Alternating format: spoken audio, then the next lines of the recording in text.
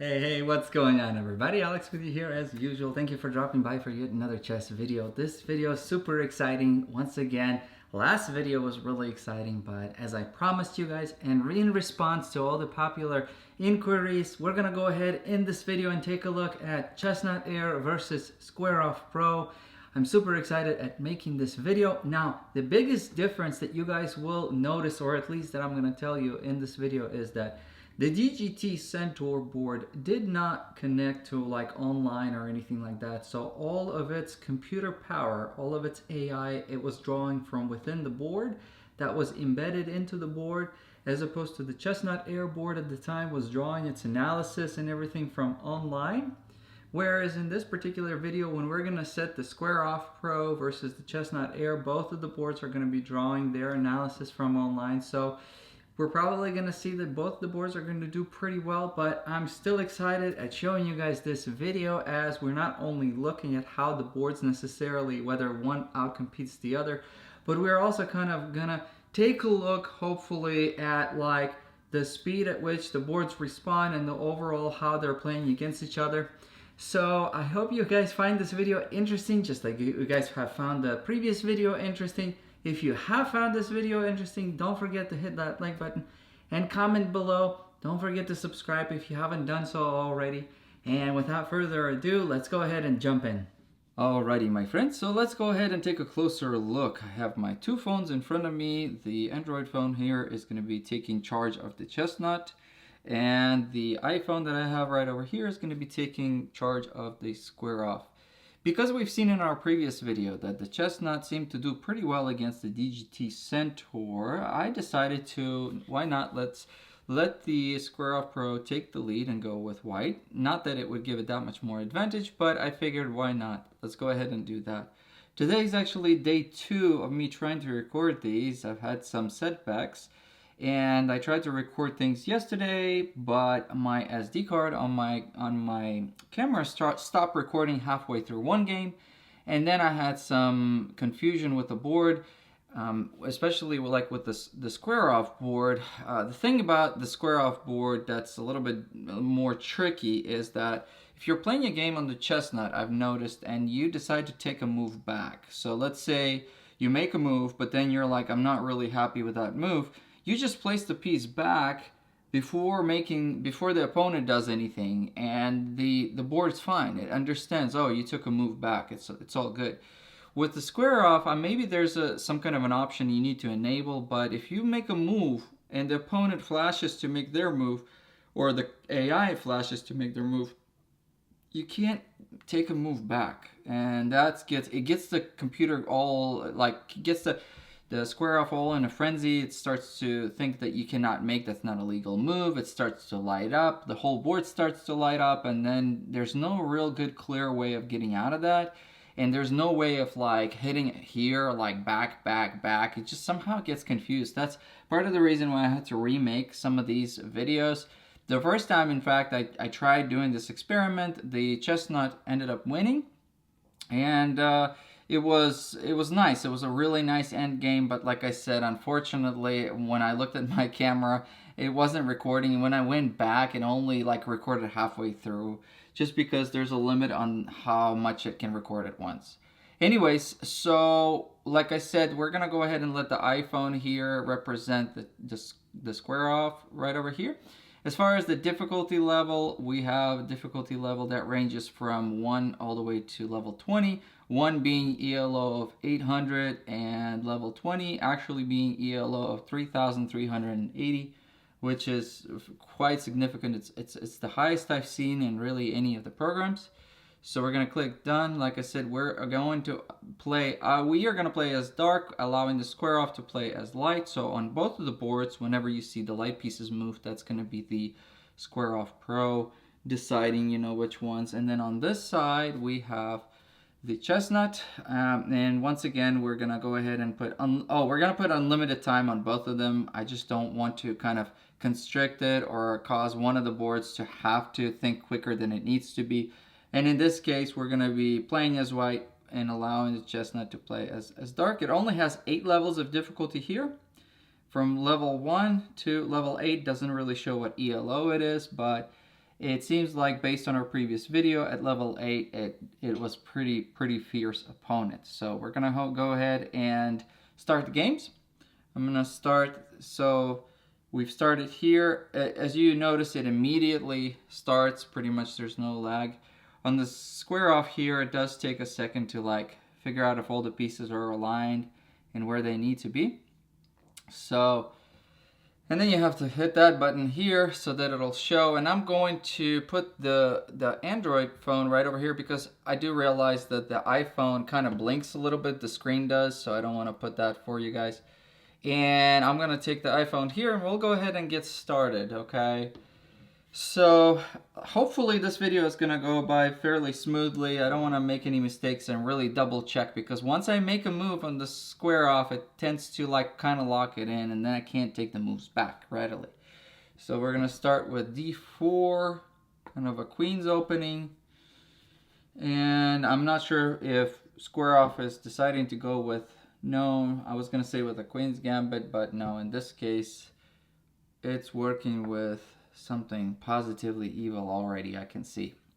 But that's what we have, and I'm not very good at analyzing the games while I play them, so we'll just kind of rush through. The very first thing that you notice with this particular game as opposed to our previous game was just how quickly both of these boards are reacting.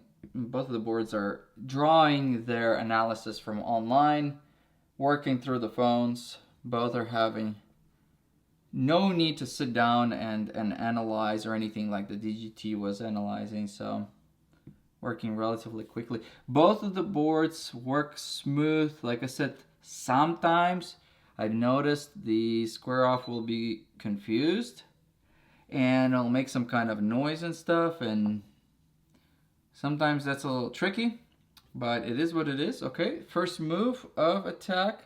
Chessnut decides to start working towards the center.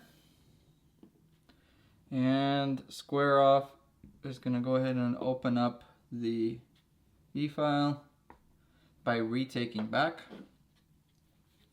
And we'll see what's going to happen. We're going to pin the knight here to the queen. Prevent that knight from deciding to move forward. Square off responds by sort of protecting the same knight. Alrighty, moving the pawn forward here, protecting the pawn. And we're castling now.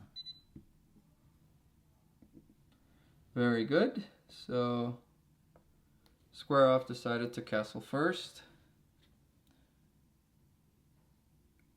Whereas sometimes castling will, in my opinion, you know, it's you're sacrificing a little bit of a tempo to castle, just because sometimes tempo is everything, as you guys know, but if you feel the game, then you do realize that tempo is everything.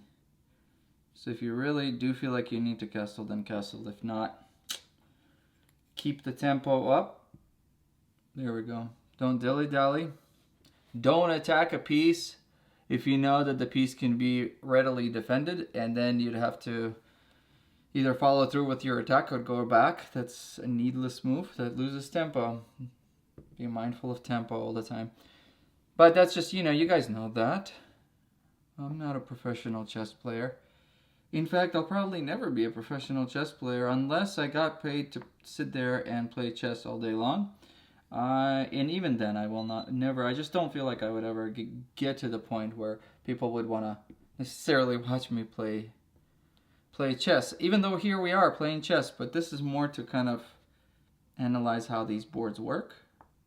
So a very smooth experience overall. Very smooth. Okay, eliminating the bishop, going this way to protect the knight. Or now that he's basically doing that, I'm feeling that the knight is going to start walking. Because he wasn't protecting the knight, he was protecting, there we go. We're walking with the knight. And bishop takes bishop. attacking the queen. There we go. As far as playing experience, I'm going to be honest that the playing experience on these boards is really nice, and on both of them, in fact, they do feel a little bit different. This board feels more like a tournament style just because of the size of it and the size of the pieces.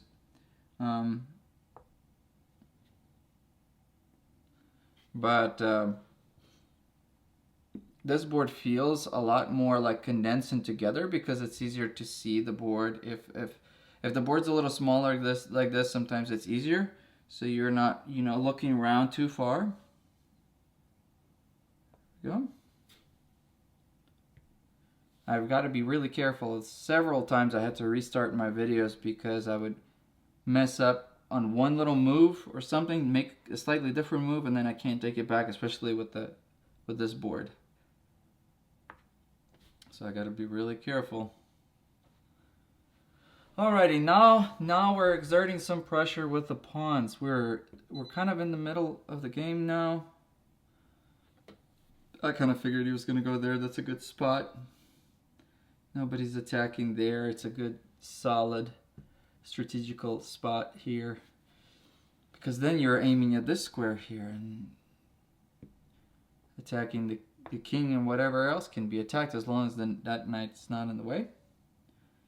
Let's see. Okay. Chestnut thought for a second, decided let's go ahead and take the pawn. Break this pawn chain here that we have going on, and maybe make some pawns, backward pawns, kind of towards the end of the game. Here we go. Attack the knight. Interesting.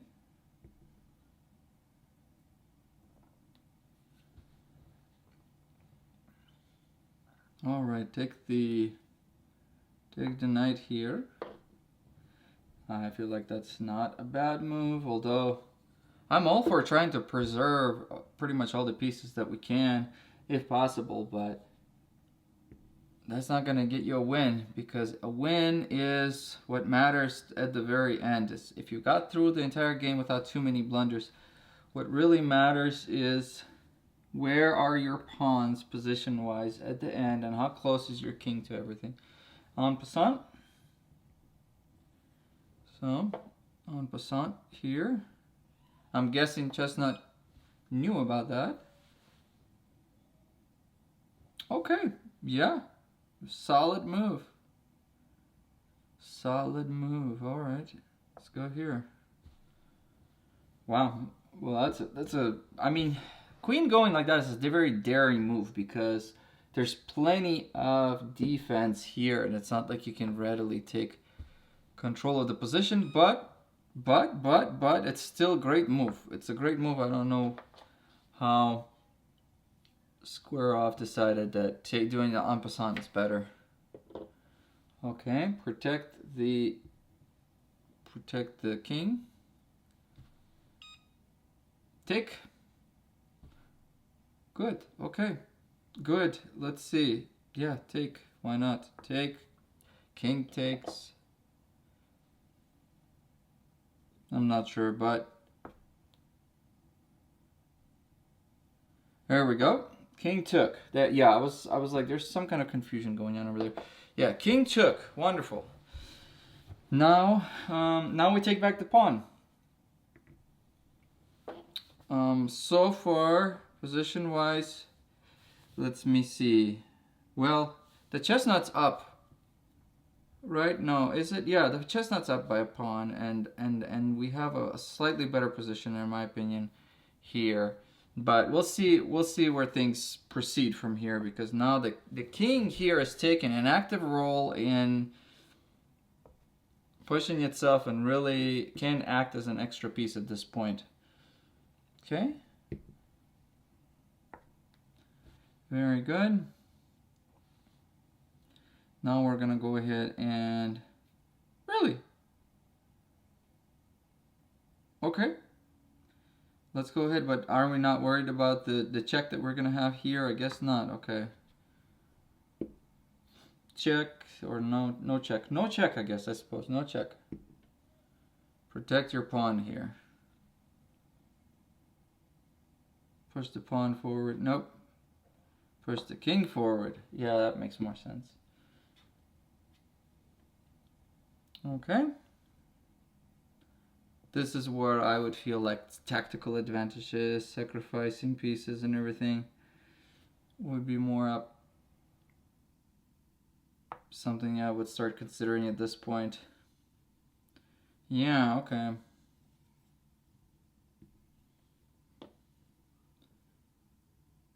Very good. Interesting.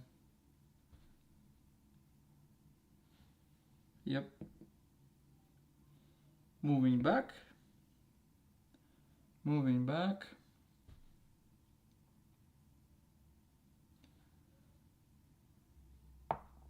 Definitely playing kind of conservatively, a little bit conservatively. Take the, no, not take the pawn.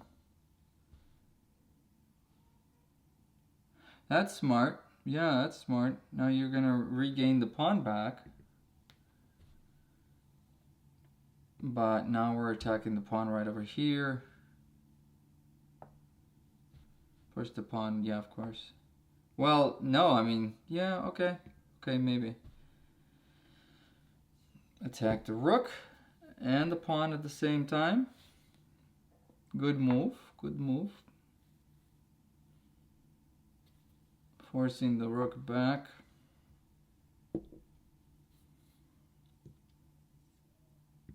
Take the pawn.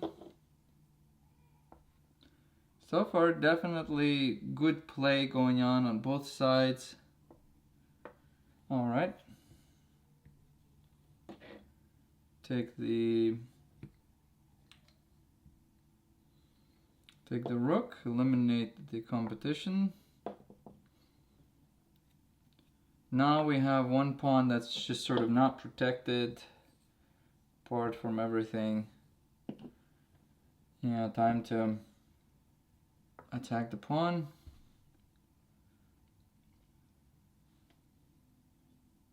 And we're going to attack this pawn, which makes a lot of sense now because that pawn's pretty much gone. Yeah, you can't protect the pawn here, really.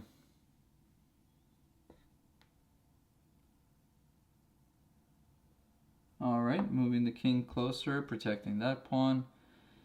But then that would allow the rook to double up, no? Oh, check. Check. Sorry guys, the screen got dark. Move the king back. Take the pawn. Okay. Well, he took the pawn and we can take the pawn too, right? Yep. So this game right now kind of could work both ways.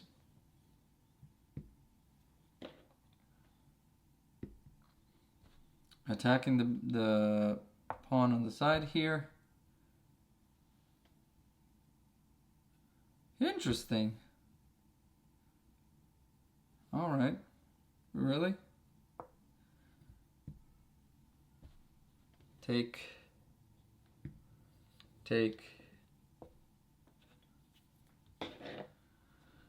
Now we have less and less pieces on the board. It's going to be interesting how this is going to end up proceeding. Okay, pushing the pawn forward. This is when things get really exciting. This is when we really have to take the time to think. Yep. What? Oh, okay, yeah, I was gonna say, what? This is kind of a forcing move. You have to take the exchange, or otherwise. Or you don't really have to, but still, it's a very forceful move. Because then we take back with the rook. And now we have... What do we have now? Check. Are we just going to check the king across the board now? Because the fact that the light king here is moving, I don't like that.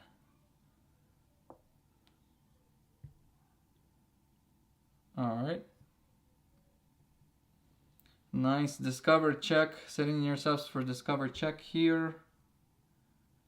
Yep. Eliminating the rook. Taking him back a little bit away from the... Well...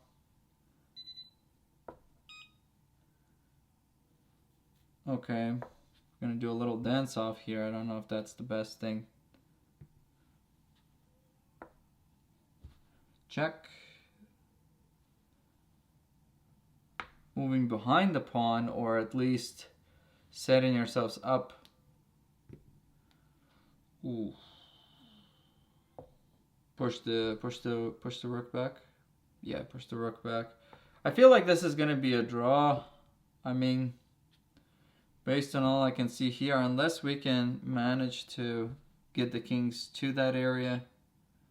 Because otherwise you could see that there's just a sort of back and forth type of thing going on now.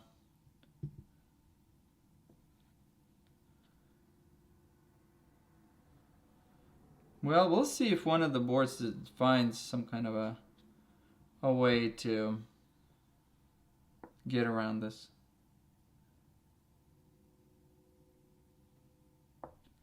Okay.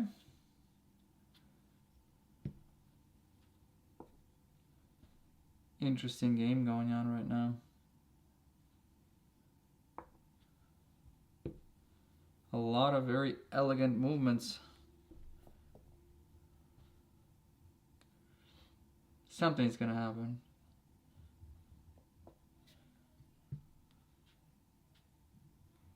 Going behind the pawn again.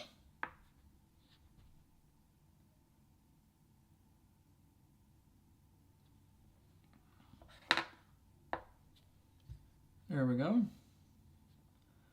Yeah, I think that this is kind of a draw, more or less.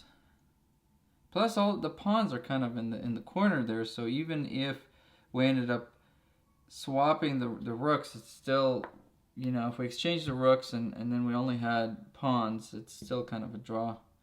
Yeah, I think it's a draw, but let's just, because this one's starting to do repetitive movements now, so we'll see. Because the rook here is preventing the king from moving forward, and this rook is preventing the king from moving forward. I think now they're in a definite draw. Well, we'll see. We'll see.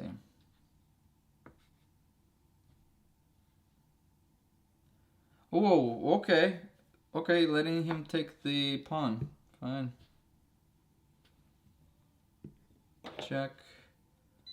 And then he's going to protect with the rook. Or not.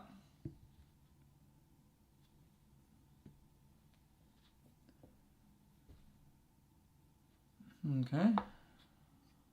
Yeah, so we're kind of moving closer to where now sacrificing that pawn allowed the king to kind of traverse through the board now a little bit better.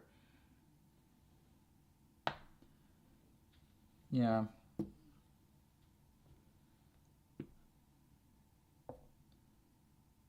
King goes here.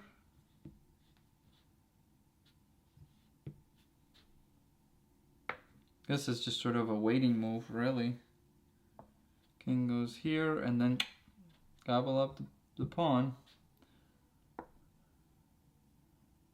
Well, no, not yet.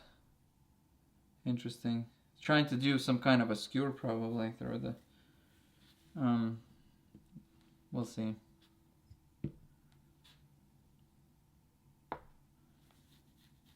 Yeah.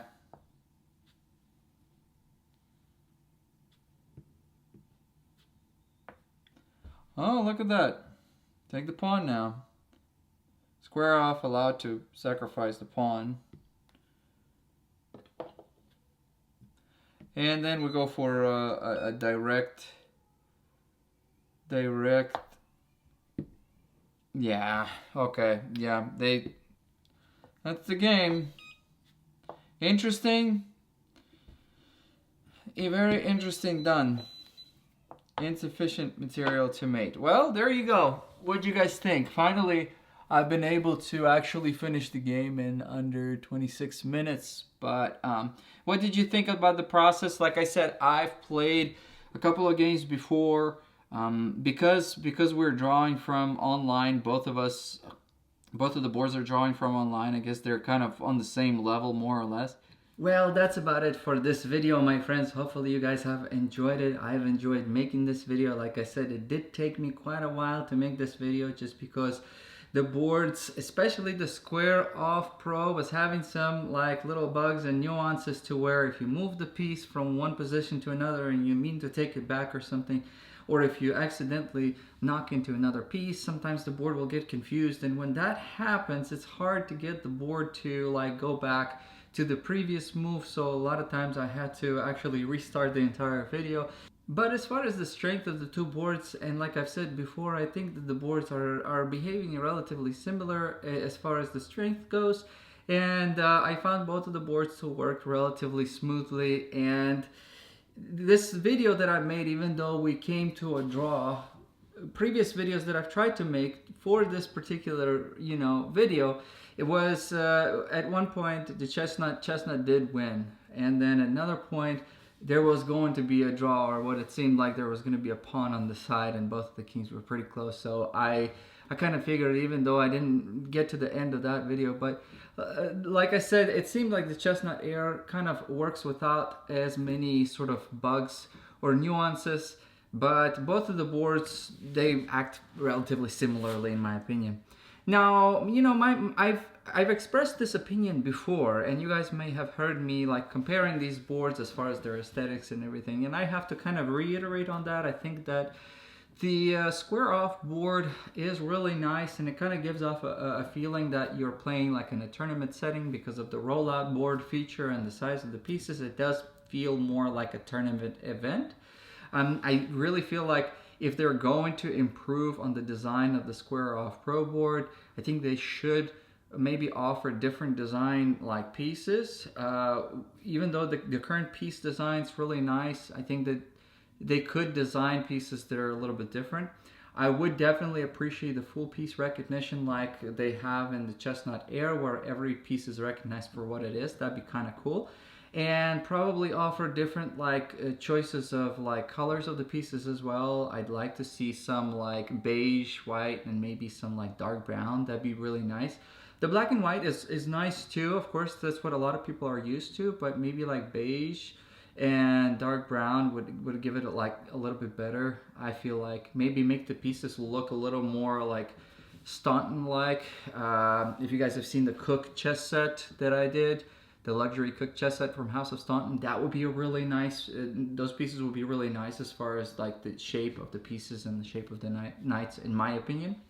And then maybe offer different color boards too. The gray is pretty nice overall, and I like that it's like sort of subtle gray. It's like not super striking, not too vivid. It's not tiring on the eyes, but at the same time, gray together with like black and white pieces, it's not terrible.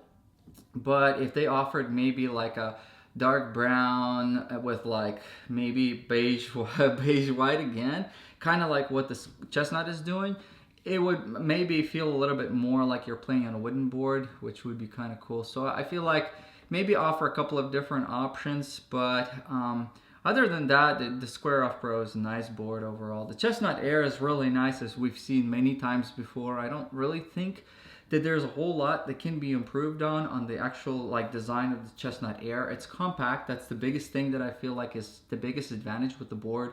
It's compact. It fits anywhere. I actually keep mine underneath my TV.